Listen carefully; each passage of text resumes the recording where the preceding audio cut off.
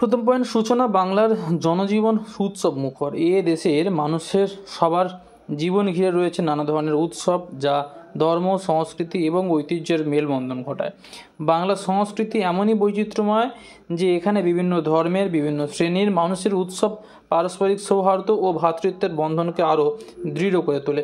এই উৎসবগুলো শুধু আনন্দের উপলক্ষ নয়, বরং সামাজিক সংহতি এবং ঐতিহ্য সমৃদ্ধির পরিচায়ক।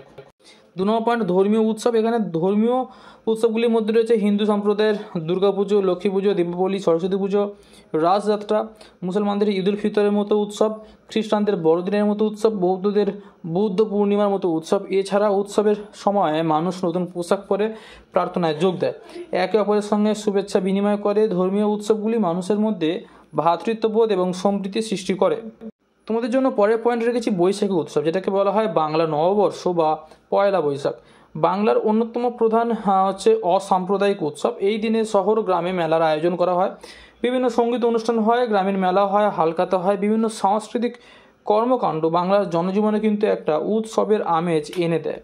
4, প্রাকৃতিক উৎসব। প্রকৃতির সঙ্গে এদেশের মানুষের সম্পর্ক কিন্তু অত্যন্ত নিবিড়, তাই ঋতু বৈচিত্র্যের সঙ্গে সঙ্গে গড়ে উঠেছে নানা প্রাকৃতিক উৎসব, যেমন নবান্ন উৎসব, পিঠা উৎসব, বসন্ত উৎসব। শীতের শেষে নতুন ধান উঠলে নবান্ন উৎসব পালন করা হয়। এই উৎসবে গ্রাম বাংলার মানুষ নতুন ধানের তৈরি পিঠা, পায়েস খেয়ে আনন্দ করে। 5 হচ্ছে ঐতিহাসিক ও জাতীয় উৎসব। ভারতের জাতীয় উৎসব হলো প্রজাতন্ত্র দিবস 26শে জানুয়ারি, স্বাধীনতা দিবস 15ই আগস্ট এবং গান্ধী জয়ন্তী 2রা অক্টোবর। এই উৎসবগুলো জাতীয় ঐক্য ও গৌরবের প্রতীক। দেশের জনগণ বিভিন্ন আয়োজন, যেমন পতাকা উত্তোলন, সাংস্কৃতিক অনুষ্ঠান ও শোভাযাত্রার মাধ্যমে এগুলির উদযাপন করে। 6 নম্বর বলেছে সামাজিক উৎসব। গ্রামে গঞ্জে শহরে বিভিন্ন সামাজিক উৎসব পালন করা হয়, যেমন বিয়ে, জন্মদিন, বৌভাত, গায়ে হলুদ ইত্যাদি। এই ধরনের উৎসবগুলো পরিবার ও সমাজের মানুষকে একত্র করে। এছাড়া গ্রামীণ অঞ্চলে পালা গান, যাত্রাপালা, গানের আসর সামাজিক উৎসবের কিন্তু একটা অংশ। সাংস্কৃতিক উৎসব।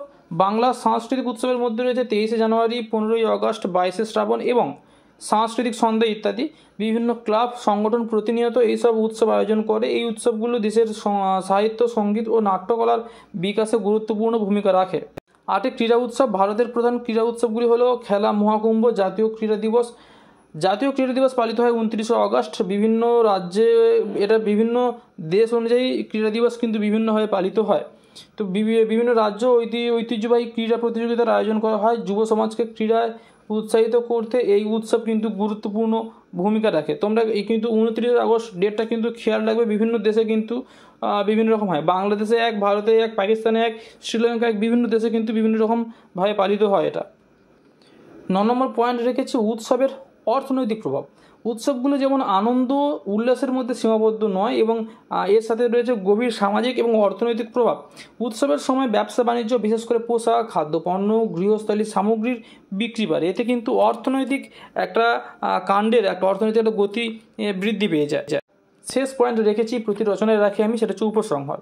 উৎসব বাংলার জনজীবনের অবিচ্ছেদ্য অংশ। উৎসবগুলো মানুষকে একত্র করে, সমাজে আনন্দের একটা আবহ সৃষ্টি করে এবং ঐতিহ্য ও সংস্কৃতির ধারাবাহিকতা বজায় রাখে। আমাদের উচিত কিন্তু এইসব উৎসবের সুন্দর পরিবেশ বজায় রাখা এবং নতুন প্রজন্মকে এই সব সম্পর্কে সচেতন করে তোলা। উৎসব মুখর পরিবেশ বেড়ে উঠুক ভ্রাতৃত্ব ঐক্যের বন্ধনে আবদ্ধ একটি সুন্দর বাংলা।